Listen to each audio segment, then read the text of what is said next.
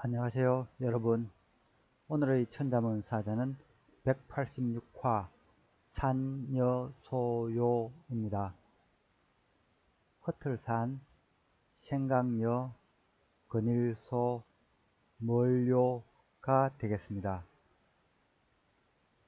여기 산여라고 하면은 생각을 흩어버린다는 말이니 인간사, 명예, 재물, 갈등, 덕 이러한 복잡한 생각들을 잊어버린다는 표현이며, 소요라고 하면은 목적 없이 이리저리 거닌다는 뜻입니다. 그러므로 산여소요를 번역하면은 세상 일을 잊어버리고 자연 속에서 유유자적하며 지낸다가 되겠습니다. 이 사자는 장자의 도가사상을 잘 대변하고 있기도 합니다. 장자의 언행과 그의 뜻을 계승한 후학들이 정리한 서적 또한 장자라고 부르는데요. 그 장자는 장자가 집필한 4편, 후학들이 쓴 외편과 자편으로 구성되어 있습니다. 바로 4편의 첫 장이 바로 소요유가 되겠습니다. 소요유라는 것은 구속이 없는 절대 자유의 경지에서 논의는 상태라고 장자가 직접 정의했으니, 소요유는 다름 아닌 산여소요의 다른 말이 아닐 수 없습니다. 공자께서는 비엄을 무척 강조했지만 비엄에만 매달리다 보면은 마음의 여유가 사라지고 어느 순간 편협해지기 마련입니다. 가끔 책에서 벗어나 자연 속에서 생각을 흩어버리고 스스로 내적 성찰할 시간이 필요하니, 현대인들은 장자의 주장에도 귀를 기울여 볼만 하다 하겠습니다. 이 그림은 조선 중기 이불해가 그린 예장소요도입니다. 예장은 이 지팡이를 짚다는 뜻이죠. 이 지팡이를 짚고 산여소요하는 이 장자의 모습이 이 그림에는 담겨 있습니다. 장자가 고개를 돌리고 있어서 전혀 급하지 않은 이 산보임을 잘 표현하고 있다 하겠습니다. 그럼 글자에 대해 살펴보도록 하겠습니다. 먼저 허틀산을 설명드리겠습니다. 이 자는 예석과 칠복자의 합자로 되어 있습니다. 예석은 석길착으로도 불리는 자형인데요. 예석은 고대에 있었던 대홍수를 그린 회문자입니다. 세계에 산재한 고대 문명에서는 곧잘 대홍수에 대한 이야기가 나오곤 합니다. 노아의 방주 역시 대홍수를 배경으로 나오는 이야기입니다. 이는 모든 고대 문명이 강을 배경으로 일어났기 때문에 그러한 공통점이 나타나지 않은가 싶습니다.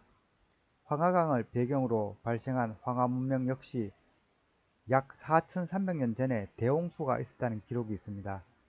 이러한 홍수를 막고자 우임금이 치수를 시작했다고도 하죠. 대홍수는 기록의 역사 이전에 발생했기 때문에 과거 대홍수를 나타낸 이 자형은 옛날, 옛적을 의미하는 뜻을 가지게 된 것으로 보입니다. 예석의 각골 자형을 보면은 큰 물결이 있고 그 위에 해가 떠 있거나 아니면은 이 아래 해가 잠겨 있는 형국입니다. 건문에서도 이 물결들이 이 해를 삼키고 있습니다. 그래서 먼 과거에 있었던 대홍수를 가리키는 이 석은 그 의미가 옛날, 어제, 오래다, 오래되다 등의 뜻을 갖게 되었습니다. 그리고 해가 이 물결 아래 있으니 해가 저문 곳으로도 해석되어서 전혀 끝나다는 의미도 있고, 이와 반대로 이 해가 물밑에서 떠오르는 것으로도 보아서 처음이라는 이 반대되는 뜻도 갖고 있는 것이 이 예석자입니다. 또한 이 홍수는 모든 것을 이게 삼켜버리기에 섞다, 교착하다는 그런 뜻도 있습니다. 이때는 석길착으로 읽힙니다. 그런데 이 건문에서 보면은 이 물결 모양이 과거 고기를 잘게 쓸어 이 찢어 사은 것을 뜻하는 염려할 우자를 닮아 있습니다. 이자입니다. 이자가 염려할 우자인데 이자는 이 얇게 저민 고기를 사 놓은 이 모양을 가리키고 있습니다. 지금이야 냉장고가 보편화되었지만은 옛날 내륙에서는 고기를 보관하기 힘들었습니다. 소금도 귀했고요. 그래서 주로 말려서 보관할 수밖에 없었는데, 그래서 이 우는 차츰 염려하다 또는 관리하다는 뜻을 갖게 되었습니다. 그래서 짧게 썰은 고기는 보통 소금에 절인 후 햇볕에 말려서 포로 보관을 하게 되는데, 이 건문에서 이 예석자를 보면은 이 짧게 썰은 고기와 이 해를 뜻하는 이 날일자가 들어있으니 그 의미가 햇볕에 말린 고기, 포라는 의미도 갖게 된 것이 이 예석자입니다. 그러나 이 석은 옛날이라는 의미로 오늘날 더 많이 사용되었기 때문에 나중에는 여기에 육다르를 추가해서 이 말린 고기를 뜻하는 이 포석자가 따로 나오게 됩니다. 이 칠복, 칠복을 보통 이 다른 구성자, 특히 부숫자로 쓸 경우에는 이렇게 이 덩그러문 형태로 많이 쓰게 됩니다. 칠복자가 이 구성자에서 덩그러문 형태로 쓰기 시작한 것은 예서에서부터입니다. 칠복은 이 손에 막대를 쥔 그 모습을 그린 상형 문자로서 치다, 때리다는 뜻을 갖고 있습니다. 각골자의 이 형태가 지금까지 거의 변함없이 이어져 내려왔습니다. 막대가 아닌 다른 물건으로 친다는 뜻은 이 칠공자가 있습니다. 이 자는 도구를 뜻하는 이 장인공이 들어가 있어서 나무 막대가 아닌 도구를 이용하여 이 치는 것을 의미하여 강한 공격의 의미가 있는 것이 이 칠공자가 되겠습니다. 이 허틀사는 상고시대 때 처음 이 삼나무 껍질을 짓이겨서 이 섬유질을 취하던 모습을 그린 자형입니다. 보통 이 삼줄기를 이 나무로 타작하게 되면은 겉껍질, 속껍질, 그리고 속대로 이렇게 분리하기 쉬워집니다. 고대인들은 이 속껍질에서 원하는 섬유소를 추출하여 옷을 해 입거나 천을 만들었습니다. 실제 각골자가 사용된 상나라 유적지에서도 삼배 조각이 발견되었기 때문에 삼이 섬유의 원료였음을 알 수 있습니다. 우리나라에서도 이 삼을 타작하여 섬유를 얻던 방식이 과거 있었습니다. 하지만 현재는 이 뜨거운 전기로 삼을 쪄서 제섬하는 방식이 선호되면서 타작법은 이제는 사라지고 없습니다. 이 각골자를 보면은 한해살이 식물인 삼을 뜻하는 이 삼배패, 이자죠. 이 삼배패가 있고 이 옆에 이 삼을 막대로 때리는 이 칠복자가 있는 형태입니다. 건문에서는 이 자형에 육다롤이 들어가게 되는데, 이는 실제 이 육다롤이 고기를 뜻하는 것이 아니라 삼의 이 벗겨난 속살, 즉 속껍질을 뜻합니다. 따라서 이 허틀사는 삼의 이 겉껍질, 속껍질, 속대를 흩어져 놓는다는 의미로서 처음 이 산의 의미는 흩어리다, 따로따로 떼어내다 였습니다. 이렇게 제섬한 삼의 속껍질은 물에 불린 후 햇빛에 말리게 되는데, 햇빛에 말리면은 이 뽀얗게 탈색이 됩니다. 이것을 그린 자형이 바로 이 마삼자입니다. 삶을 이 언덕에 늘어 말린다는 의미인데, 이 건문에서 이 언덕을 뜻하는 이 기석음이 나중에 소전에서는 이 지범자로 바뀌게 됩니다. 그런데 이 허틀사는 이 육다롤이 들어가면서 또 다른 해석이 나오게 되는데, 육다롤은 신체를 뜻하고 이 나무막대로 이 매질을 하니 이 숲으로 도망을 친다는 새로운 해석이 나오게 됩니다. 그래서 이 허틀사는 이 쩔뚝거리다, 비틀거리다, 도망가다, 달아나다는 새로운 의미들이 이 이후에 추가가 되었습니다. 다음 자는 생각여입니다. 이 자는 호피무늬 호와 생각사의 합자입니다. 호피무늬 호는 이 호랑이의 이 머리 부분만 그린 자형이 되겠습니다. 오늘날 이 자는 이 호랑이의 이 줄무늬를 의미하는 호피무늬 호이지만은 사실은 이 범호자가 다른 자를 만들 때 구성자로 들어갈 경우 이 아래 다리에 해당하는 이 어진 사람 인이 생략되고 이 머리 부분만 남겨 사용하는 경향이 있기 때문에 구성자에서 보이는 호피무늬 호는 다 범호자를 의미한다 하겠습니다. 생각사는 수염마늘 새로도 불리는 자형인데요. 이 자는 무언가를 생각한다는 의미로 만들어진 자형으로 그 구성을 보면은 이 정수리를 뜻하는 이 정수리 신자, 그리고 이 심장에서 나오는 이 마음심의 합자로 되어 있습니다. 이 자가 정수리 신자죠. 보통 이 정수리는 갓난아기 때 머리뼈가 아직 닫혀지지 않은 곳으로 숫구멍이라고도 합니다. 고대인들은 이 심장에 사람의 마음이 있다고 생각했기 때문에 머리가 아닌 심장을 그려서 이 사람의 마음을 나타내었습니다. 이후 머리를 통해 생각하는 것임을 깨닫고는 이 정수리를 그려넣은 것입니다. 그런데 이 정수리를 그려넣은 이유가 하나 더 있는데 생각여에서 추가 설명드리겠습니다. 이 생각사의 오늘날 의미는 생각, 심정, 의사, 마음, 뜻, 그리워하다, 슬퍼하다 등이 되겠습니다. 생각사는 이 예서에 이르러서 이 정수리 신이 이 밭전자 형태로 바뀌게 되고 이 아래 마음심이 마치 기다란 수염처럼 길게 늘어지게 됩니다.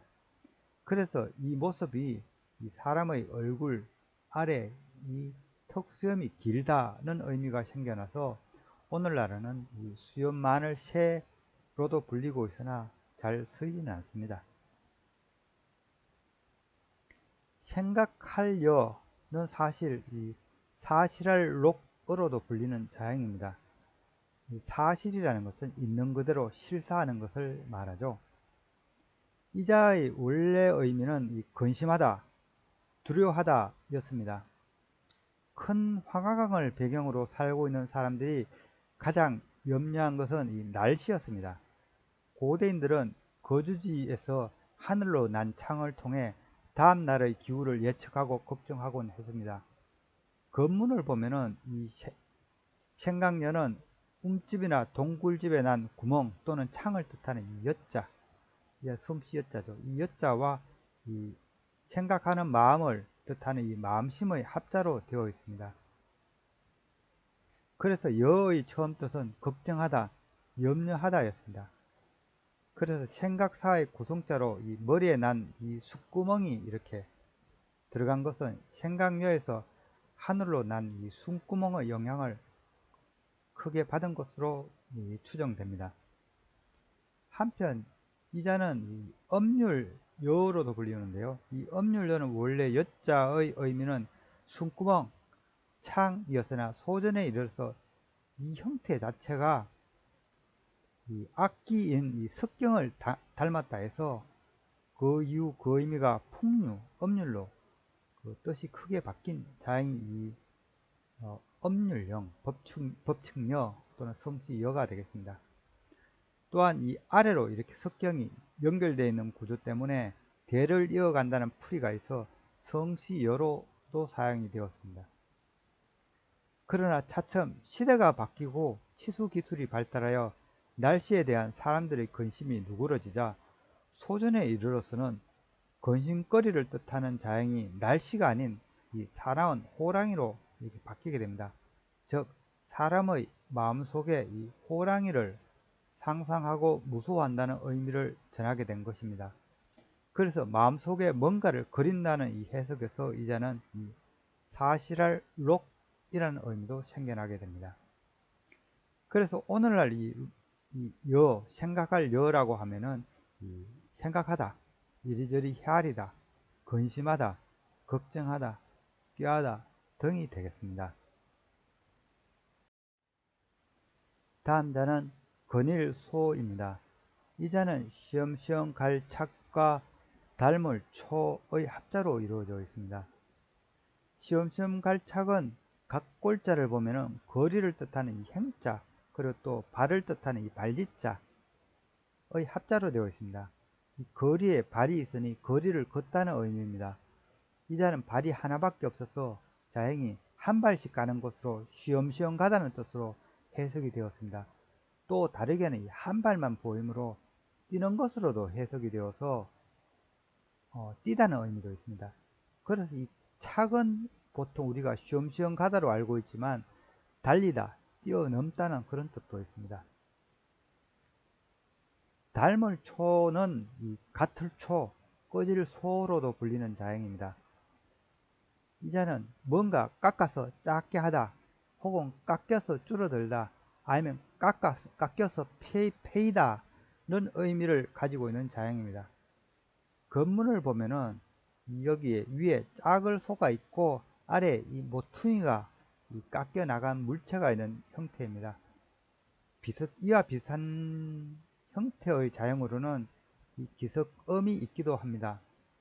원래 기석음은 각 골자도 이 언덕이 이렇게 깎여서 기석이 되었다는 것을 묘사한 것이기 때문입니다. 이후 소는 나중에는 이 물체가 깎이는 것이 아니라 육신이 쇠약해진다는 의미로 발전이 되었습니다. 이에 따라 소전에서는 모퉁이가 깎인 이 물체는 이 몸을 뜻하는 육다롤로 변하게 됩니다. 그래서 소의 의미는 이 초기 의미는 깎이다였지만 나중에는 쇠약하다로 바뀌게 됩니다. 이때는 꺼질 소, 쇠약할 소로 읽히고 있습니다. 그런데 이 자는 목공에서 보통 이런 걸 잘하죠. 이 목재에서 이 순놈은 깎고 이 앞놈은 파서 이 아기를 짜맞추는 것으로도 풀이가 됩니다. 그래서 모양을 같게 하다, 짜맞추다는 그런 의미도 생겨나게 되었습니다. 이때는 같게 하다는 의미에서 이 닮을 초로 읽힙니다. 그래서 그 의미가 닮다, 본받다, 모양을 같게 하다, 짜맞추다는 의미가 생겨났습니다. 하지만 이 자가 구성자로 사용될 경우에는 이 원래 의미인 이 깎다, 줄이다는 이 꺼질 소의 의미로 사용되는 경우가 많습니다. 이를테면은 이게 사라질 소는 이 삼수변이 추가되어서 이 물이 조금씩 증발하여 없어지는 것을 의미합니다. 이 깎을 삭은 이 칼로 깎아서 줄이는 것을 말합니다. 이 쇠금자가 들어간 경우는 이 단단한 쇠가 없어진다는 뜻이 되는데 이는 녹일 소가 되겠습니다. 이 말섬언이 들어간 경우는 이 말로 깎아 내린다는 의미로서 꾸질초로 불립니다. 그리고 이 쉬엄쉬엄 갈 착이 들어간 이 근일소의 경우에는 이 서두르지 않고 느긋하게 걸으면서 세월을 깎아낸다는 의미로 받아들여집니다. 그래서 근일소는 그 의미가 거닐다, 논일다, 편안하고 한가롭다 등이 되겠습니다. 이와 비슷한 자료는 이 시험시험 갈 착이 아닌 빨리 달릴, 달릴 주가 들어간 나라 이름 조가 있기도 합니다. 이 자는 자형의 모양이 자체가 창기병을 연상시킨다 하여 나중에는 찌롤조로로 불리게 되는데요. 그 이전 의미는 이 달릴 주와 깎을 소의 합자로서 느긋한 것이 아니라 달릴 주이므로 빨리 재촉하다, 달아나다는 의미로를 갖고 있는 자입니다. 따라서 이 근일소와는 서로 상반되는 뜻을 갖고 있습니다. 오늘의 마지막 자는 몰료가 되겠습니다. 이 자는 시험시험 갈 착, 그리고 여기 질그럭 요자의 합자로 되어 있습니다. 그리고 이 질그럭 요자를 보면은 이 장군부와 여기 노래요의 합자입니다. 그래서 먼저 장군부를 설명드리겠습니다. 장군부는 지금은 질그릇을 뜻하지만은 이 각골자형은 입에서 뭔가를 이렇게 뿜어내는, 뱉는 것을 그린 자형이었습니다. 그래서 보면 여기 입구자가 있고 입에서 뭔가 나온다는 화살표가 있습니다. 각골에서 화살표는 방향을 의미합니다. 그래서 침이나 가래를 뱉는 것으로서 해석이 됩니다. 이후 건문에서는 이 입에서 가래가 나오는 모습으로 바뀌게 되는데요. 그런데 이 자형의 형태에서 새로운 해석이 등장하게 됩니다. 이는 절구에 절구공이를 이렇게 찢는 것으로 본 것입니다. 그래서 이 자는 차츰 절구라는 뜻을 갖게 되는데요. 이 건문시대에, 이 시대의 절구는 금속이 귀했기 때문에 이 흙을 구워서 이 질그릇을, 흙을 구워 만든 질그릇을 이 절구로 사용했습니다. 그래서 이 자는 점차 그 의미가 질그릇을 뜻하게 됩니다. 그래서 소전자형은 이 건문과 형태는 비슷하지만은 이 질그릇 모양인데 위에 이 뚜껑이 달린 이 질그릇으로 표현하게 됩니다. 이러한 뚜껑이 달린 질그릇은 대부분 배 부분이 볼록하고 이 앞부분 이 마개가 좁은 특징이 있습니다. 그래서 보통 장군이라고 하면 이 항아리인데 이 허리가 굵고 주둥이가 오목한 이 항아리를 장군이라고 보통 오늘 부르고 있죠. 그래서 오늘 이 장군부는 그 의미가 장군, 질장구, 절구, 그리고 장군의 이 부피에 해당하는 이 사휘라는 것은 부피 단위로 약 4마를 의미합니다. 4마를 뜻하기도 하고요. 또 이 절구와 형태가 비슷한 뚜레박, 질장구랑 그런 뜻도 있습니다. 이 사진은 이 고대 악기로서 이 부라고 불리는 이 타악기입니다. 이 절구와 형태가 아주 비슷해서 이 부로 불리고 있습니다. 그러다 보니 원래 이 각골에서 의미했던 침을 뱉다는 의미는 나중에 이 소전에서 이 침뱉을 투로 새로 만들어지게 됩니다.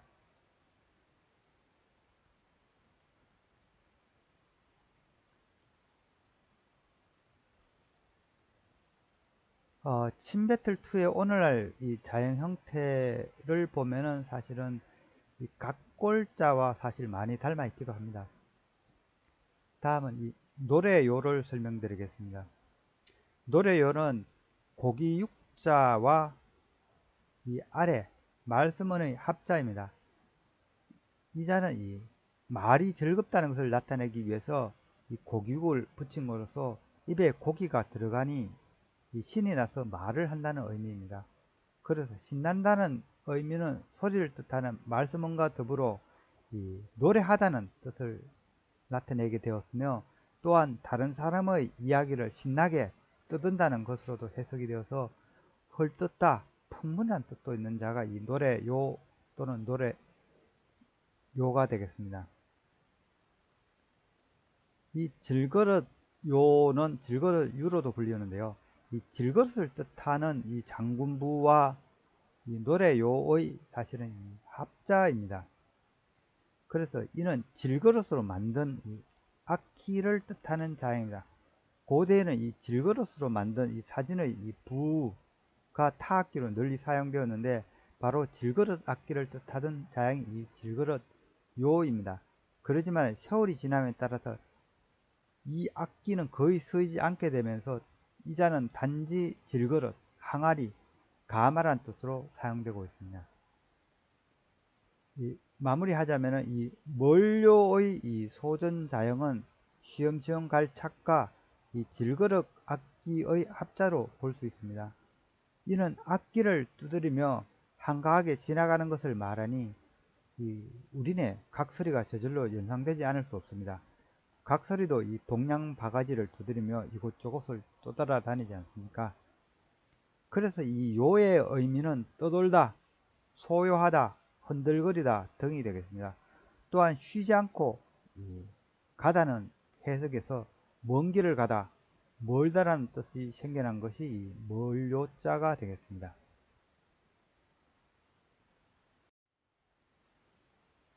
이상으로 오늘의 천자문 사자 산여소요, 즉 세상 일을 잊어버리고 유유자적히 거닌다는 사자성어를 마치도록 하겠습니다. 장자 4편 소요유의 5장에 다음과 같은 이야기가 나옵니다. 해자가 장자에게 말합니다. 우리 집에 엄청 큰 나무가 있지만 큰 줄기는 혹툭성이라서 먹줄을 칠 수 없고 작은 줄기도 뒤틀려 있어 잘을 댈 수 없소. 비록 길가에 있어 다가가기 쉽지만 어떤 목수도 관심을 두지 않는다오. 당신의 말 역시 이 큰 나무처럼 설모가 없어 많은 이가 그대를 떠나버리는 것이 아니오. 이에 장자가 대답하기를 금자 유대수 환 김우용, 당신은 큰 나무가 있음에도 쓸모없음을 걱정하고 있소.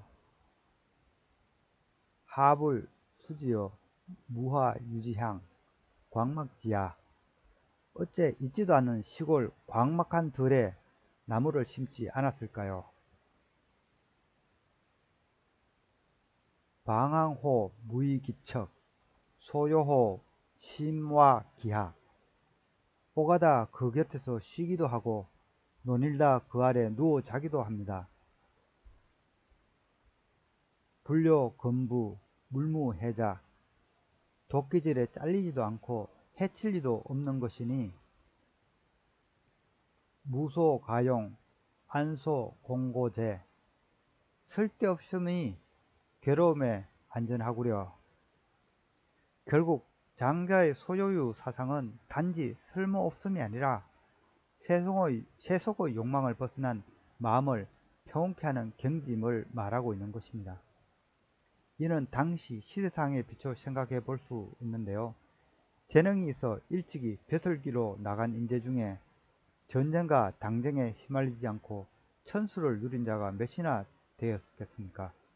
오히려 명예와 부귀를 탐하지 않고 자연 속에서 소박하게 살아간 촌부가 결국 천수를 누리게 된다는 말이기도 하겠습니다. 지금까지 시청해 주셔서 감사합니다.